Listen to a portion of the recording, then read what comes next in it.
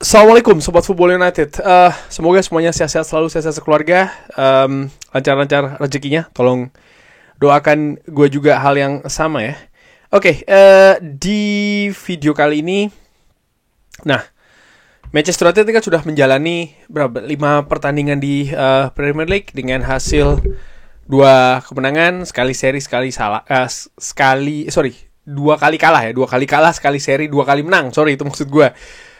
Di partai pembuka kalah menghadapi Arsenal di pertandingan yang sebenarnya Manchester United tampil sangat bagus, lebih bagus daripada Arsenal pada saat itu, tapi hasil berbeda.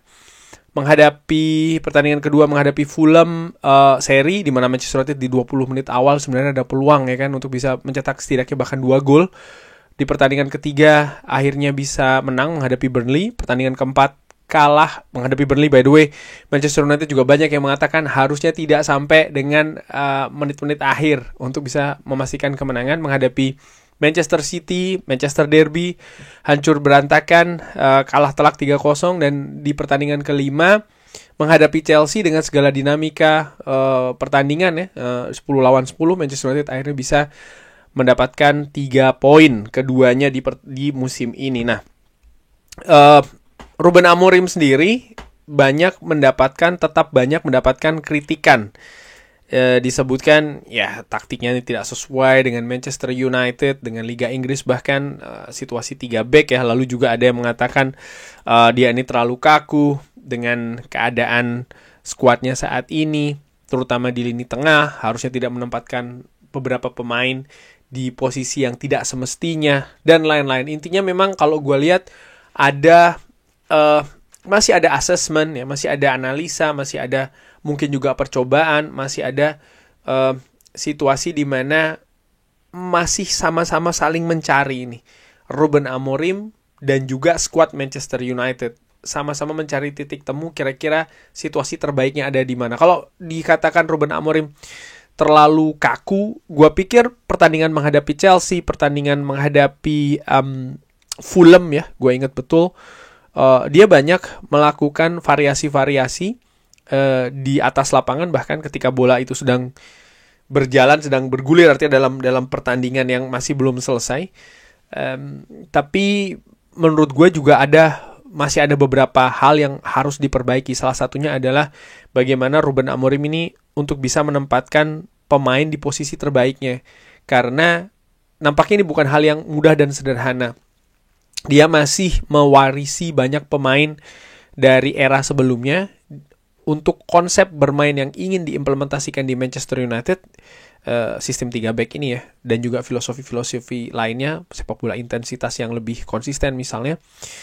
Nampaknya ada situasi belum cocok. Gue tidak mengatakan tidak cocok ya, mungkin belum cocok, mungkin butuh waktu, tapi apakah waktu itu dimiliki oleh Ruben Amorim, di situ juga tanda tanyanya. Tapi di sisi lain gue juga melihat secara jelas, menurut gue ya, dan ingin gue bahas di video kali ini, ada pemain-pemain yang bisa dikatakan pilar dari sistem Ruben Amorim. Setidaknya gue perkirakan ada 3 pemain, gue prediksi akan ada 3 pemain yang menjadi tulang punggung betul. Artinya pemain ini posisinya tidak tergantikan, akan menjadi pemain andalan bagi Ruben Amorim. Bahkan penampilannya akan menentukan keadaan skuad di atas lapangan. Maksud gue begini, ketika mereka tampil bagus, besar kemungkinan tim juga akan bermain bagus, skuad akan bermain bagus. Tapi ketika mereka tampil tidak maksimal, tampil jelek, bahkan skuad bisa jadi akan sangat mengkhawatirkan. Ada 3 nama yang ingin gue bahas di video kali ini. Sebenarnya bisa jadi juga lebih dari 3. Cuman mungkin Sobat Football United juga bisa diberikan tambahan ya di kolom komentar. Oke, gue ingin ke nama pertama dulu, yaitu menurut gue yang akan menjadi pilar di sistem dari Ruben Amorim adalah Nocer Mazraoui. Nocer Mazraoui yang sempat absen karena cedera ya di awal musim. Ketika pertandingan menghadapi Chelsea, terutama ketika menghadapi Chelsea, gue melihat bagaimana seorang Mazraoui ini luar biasa penampilannya. Dia bahkan ya menurut gue menjadi poin penting kenapa kok Manchester United akhirnya juga bisa meraih kemenangan. Tentu saja ini sepak bola ini kan kolektif, ada juga peran dari yang lain, tapi gue melihat bagaimana Nocer Mazraoui ini sangat luar biasa mengawal sisi wingback sebelah kanan Manchester United, di mana sistem 3 back, wingback di samping juga pemain tengah ya, wingback ini memegang peranan yang sangat penting menurut gue. Dan gue melihat bagaimana keseimbangan, agresivitas, intensitas, dan juga teknis bermain dari seorang Nocer Mazraoui ini di kapasitas yang menurut gue ya, ketika dia bermain bagus, bisa mengangkat situasi skuad di atas lapangan. Ada tentu saja hal yang menarik, dia harus banyak bekerja sama dengan pemain yang berposisi di sebelah kanan juga, misalnya Mbeumo. Di pertandingan sebelumnya, gue ingat ketika Manchester United menghadapi Manchester City, gue melihat bahwa ada hal yang gak pas nih antara Mbeumo dengan Nocer Mazraoui. Tapi ternyata ketika menghadapi Chelsea, hal tersebut sudah jauh terperbaiki gitu ya, sudah jauh diperbaiki. Mungkin ada komunikasi yang kurang, mungkin ada kesepahaman yang kurang. Menurut gue ini sangat wajar, di mana keduanya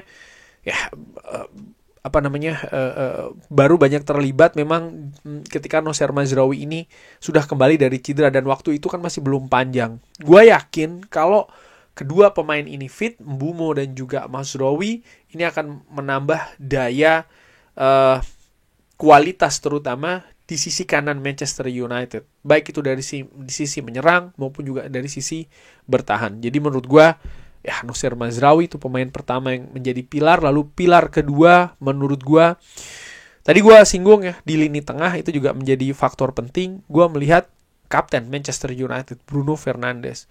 Dengan segala naik turun penampilan Bruno Fernandes sampai dengan sejauh ini, tapi bagaimana secara keseluruhan dia masih menjadi jantung permainan dari Manchester United. Ada hal yang masih berbeda-beda yang terjadi dengan Bruno Fernandes, artinya dari sisi penempatan ya, kadang dia ditempatkan di posisi yang terlalu ke bawah banget. Ada banyak kritik di sana mengatakan bahwa bukan posisi terbaik dari seorang Bruno Fernandes untuk tampil bahkan sebagai gelandang deep lying playmaker gitu, gelandang bertahan yang juga berfungsi sebagai playmaker, sehingga dia harus banyak turun, dia juga harus banyak berkontribusi di sisi pertahanan. Ini bukan situasi terbaik dari Bruno Fernandes, menurut gue demikian. Tapi ketika Bruno di lini tengah ditampilkan di lini tengah ya, dalam sistem 3-4-2-1 dia tampil di tengah, tapi dengan keleluasaan lebih didorong ke depan dan diberi kebebasan bergerak ke kanan, ke kiri, ke depan dan macam-macam. Menurut gue lebih terasa kontribusinya, dan memang inilah menurut gue mungkin posisi terbaik dari seorang Bruno Fernandes sebagai gelandang dengan lebih menyerang. Dia sumber kreativitas. Dia bahkan sampai dengan sejauh ini menjadi top skor kan di Manchester United. Lalu juga bagaimana angka-angka ataupun juga atribut-atribut yang berurusan dengan penciptaan peluang misalnya, ya ini menjadi kekuatan dari Bruno Fernandes. Sehingga menurut gua ketika Ruben Amorim menempatkan Bruno di posisi yang tepat, tidak mesti didorong banget menjadi gelandang serang, satu di antara gelandang serang ya, di belakang striker. Tapi ketika dia tampil di tengah tapi agak sedikit didorong ke depan, menurut gue ya disitulah Bruno akan lebih berfungsi.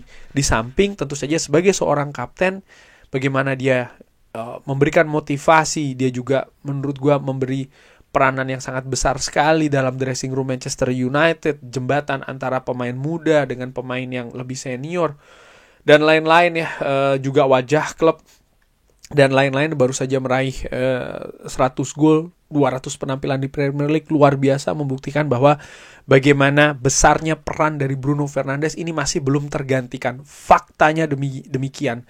Ada banyak komentar yang mengatakan ya Manchester United tidak akan kemana-mana tanpa Bruno. Menurut gue justru sebaliknya, tanpa Bruno Manchester United akan kemana-mana, dalam arti tanpa Bruno Fernandes Manchester United akan kemana-mana, dalam arti lebih buruk lagi dari saat ini. Raihan data statistik itu merupakan bukti yang tidak terbantahkan menurut gue. Mungkin ada yang mengatakan ya Bruno hanya bisa umpan ke samping, umpan itu menurut gue pendapat yang sangat subjektif, sangat kecil sekali, sangat tidak berdasar. Faktanya seperti itu karena tidak semua umpan Bruno atau bahkan sebagian besar umpan dari Bruno itu ke samping ya. Ada banyak macam-macam. Kalau memang betul hanya seperti itu saja, angka created chances misalnya ataupun juga X assist misalnya tidak akan banyak. Padahal X-axis ataupun juga chance created ya, ini kan bukan dari samping. Sehingga menurut gue pendapat seperti itu mungkin harus diperbaiki informasi tentang sepak bolanya bahkan. Tapi by the way, menurut gue Bruno Fernandes tetap akan menjadi pilar penting di permainan Manchester United di atas lapangan kali ini. Dan satu pemain ini di lini yang berbeda, Mbeumo, Cunha, bukan keduanya. Gue justru melihat seorang Matthijs de Ligt. Matthijs de Ligt ini akan menjadi pilar penting permainan Manchester United. Satu di antara tiga. Penampilan luar biasa di posisi center back ya. Mau itu di kanan, mau itu di tengah. Bagaimana dia defend, bagaimana dia agresif penampilannya, intensitasnya, keberaniannya, inisiatifnya. Ketika misalnya dia banyak maju ke depan, memberikan pressing kepada gelandang-gelandang lawan, juga memberikan ketenangan ya dalam tanda kutip untuk lini belakang ini bisa lebih nyaman karena dia yang berani menurut gue mengambil resiko dengan perhitungan yang jelas, perhitungan yang matang, membuat ya menurut gue lini belakang Manchester United tampil, atau bahkan dimulai dari lini tengah bagian gelandang bertahan ya, tampil solid. Ini ditunjukkan ketika Manchester United menghadapi Chelsea. Ini peran yang menurut gue fantastis sih. Dia didorong bahkan sampai masuk ke daerah pertahanan Chelsea. Gue pada saat itu terkesima betul, tapi ya ternyata banyak suksesnya. Dan Matthijs de Ligt dengan kedewasaannya dia mengingatkan gue juga prime time-nya dia ya, dalam beberapa pertandingan terakhir ketika dia masih memperkuat Ajax. Bukan hanya dari teknis bertahan saja, tapi bagaimana kematangan. Dia juga ikut